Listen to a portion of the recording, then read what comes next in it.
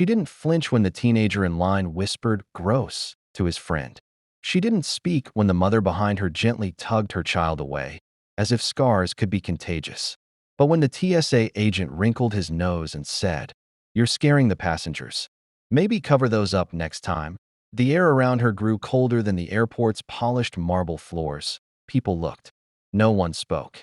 Emma Reed stood motionless. The long sleeve of her coat rolled slightly back during screening, revealing the angry, fire-twisted skin trailing from her wrist to her elbow.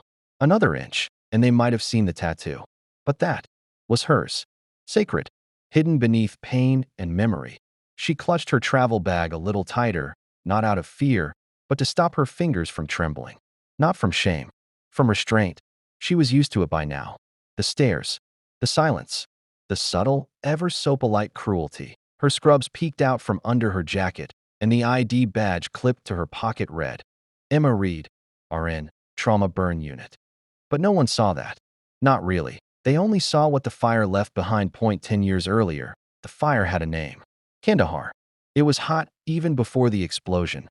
Not just the sun, but the air, the metal, the tension in their bones. She was stationed at a makeshift trauma ward, a field hospital where screams never fully faded, just changed in pitch and accent. Emma didn't wear armor, just gloves and faith. She had stabilized a young corporal when the RPG hit. The wall collapsed. She threw herself over the boy's body. Flames kissed her arm.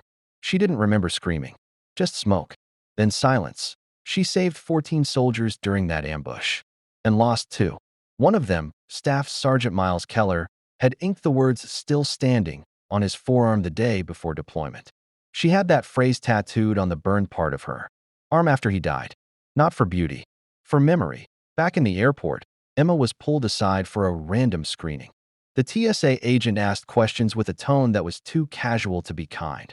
"Ma'am, I'm just saying, it might be better if you wore long sleeves in public." Her lips parted, but she said nothing. People shifted.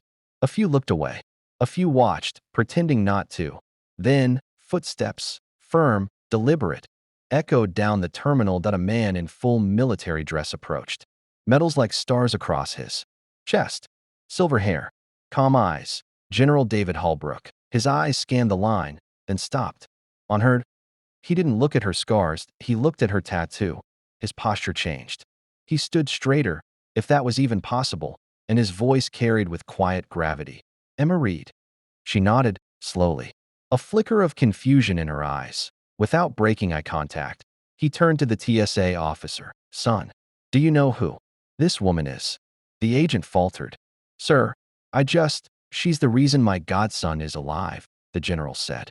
"She dragged him through flames in Kandahar and treated him with bare hands when there weren't enough gloves to go around. And you're telling her to cover up the price she paid for it."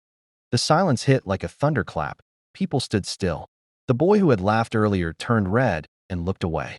The mother stepped back in line, eyes down. Emma still hadn't spoken. But now, the calm in her chest was deeper, quieter, like still water after a storm. The general didn't wait for a response. He turned back to her. "I never got to thank you, nurse." She finally spoke, softly. "Still standing, sir." A smile broke through the steel of his face. "Damn right you are." As Emma walked toward her gate, passengers slowly parted. Not because they were afraid, because they were ashamed. And because, for the first time, they saw her. Some saluted. Some bowed their heads. No one dared say another word. In a world quick to judge what it doesn't understand, dignity often hides in silence. And strength is worn in scars, not uniforms. You never know what someone's carrying until you stop staring at what's visible. Real heroes don't boast. They walk quietly, with fire behind their eyes and peace in their step. If you've ever met a silent hero, someone who never asked for thanks but changed your world, comment where you're watching from. Let's flood this comment section with respect. And don't forget to subscribe for more stories that reveal the power behind silent strength.